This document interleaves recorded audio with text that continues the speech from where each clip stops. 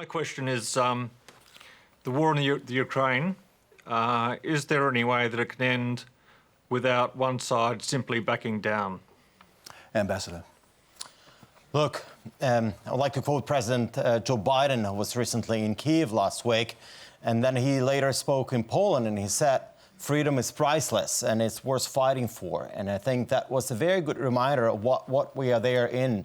We're there fighting for freedom, we're there fighting for our sovereignty, and for us it's an existential war. So that for us, we don't really have any other option. It's interesting you say that because Putin's also framing this as an existential war. He says this is a war to erase Russia. Does that mean that this is a war that is going to continue for some time? Well, he got into this, and it's very difficult for him to get out because he declared an objective of taking over Ukraine, and he is not succeeding. We have been able to drive Russians out from 50% of the land that they have occupied from the outbreak of the war, and we've been getting the support from our allies. And what is important at this stage is, of course, how we can sustain that support for Ukraine. So, as we know, any kind of support must be substantive, comprehensive, and consistent. And if last year was for us to defend the country, this year it's about actually making sure that we can win. So what's important that support must be coming and must be goal-oriented in this respect. And I have to say that Ukraine and providing military equipment to Ukraine has bipartisan support in the Australian Parliament. And this is very important to have it. I'll just go to Pat Conroy on that.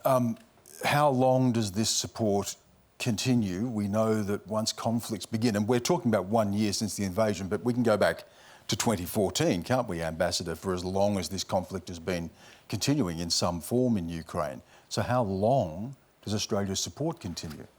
Stan, we'll be there as long as we're needed. That's the simple answer, but it's the truth. I've just come back from the Munich Security Conference, and the commitment from European, North American and the Australian ministers was paramount. If we draw this back to base principles, we stand opposed to an unprovoked, illegal and completely unprincipled invasion of a country. That invasion conducted by a member of the UN Security Council armed with nuclear weapons. So the attack on Ukraine was an attack on the international rules-based order, which Australia relies on to survive. We're a medium-sized country. The only way our security is guaranteed is everyone follows the international rules. And that's why we're there supporting the people of Ukraine in their brave struggle. That's why our bipartisan commitment has been to over $500 million worth of military assistance. That's why there's 70 Australian Defence Force personnel training Ukrainian soldiers right now in the United Kingdom. I talked to the Deputy Prime Minister, the Minister for Defence, about this last week, and he visited the trainers and the soldiers, and he was visibly moved, talking about the fact that he was watching Ukrainians who 3-4 weeks ago were civilians being trained to defend their motherland. And that's just remarkably moving for us. We should be proud of our contribution. We will be there as long as it takes, because this struggle is not just Ukraine versus Russia. It's a struggle for international rules-based order, freedom and freedom from aggression. Senator McBride, we also know that Joe Biden is saying the same thing, is Ukraine will never be a victory for Russia, never, is something he said in a speech in Poland recently. What is the feeling in the United States about how long this could go on and the depth and level of US continued support? Well, first off, it's an honor to be here with the ambassador to Australia from Ukraine. I think people across the world, particularly people who live in liberal democracies across the world, have been inspired by the way Ukrainians have responded to this illegal and unwarranted invasion of Ukraine. I think in the United States, the people within our country are committed to continuing to support the Ukrainian government in repelling Vladimir Putin's invasion. And I think it's really important to note, to the original question, that Vladimir Putin claiming that this is a war to protect Russia is propaganda, plain and simple. The president would call it malarkey. The reality is that if Ukrainian troops give up, that is the end of Ukraine as we know it. If Russian troops give up, they just go home. And so we have to reject the repeated propaganda by Putin that there is some sort of existential threat that Russia was facing from NATO or the West. That is just not true. George Brandis, to go back to Jamie's question, which was that what does an end look like if one side doesn't back down? What does an end to this conflict look like? What would bring about an end to the war? I think there are a number of potential scenarios that one can imagine, but there's really only one acceptable scenario, and that is that Russian forces be repelled from the occupation of Ukraine. Now, I mean, I agree with every word that Pat said. It's important from Australia's point of view that there was an absolutely seamless transition at the time of the election last year from Scott Morrison's early and strong support for Ukraine to Anthony Albanese's equally strong support for Ukraine. Both sides of politics in Australia have read this the same, and they have both read it right. And as Pat said, I mean, this is not just about Ukraine. This is the great threat in our generation to the international rules-based order. It's also a threat to the peace and stability of Europe by many orders of magnitude, the most extensive European land conflict since the Second World War. So there is only one acceptable outcome, even if it takes a long time, and it may, and that is for Russian forces to be driven from Ukraine.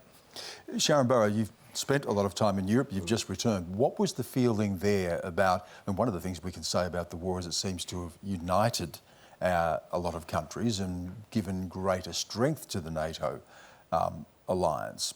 What was the sense there about how long this could go on and what Putin ultimately may be prepared to do for victory? So the invasion sent shockwaves across Europe, I think around the world, but being in Europe and speaking at the very first peace rally, I can tell you that, you know, people were literally in shock.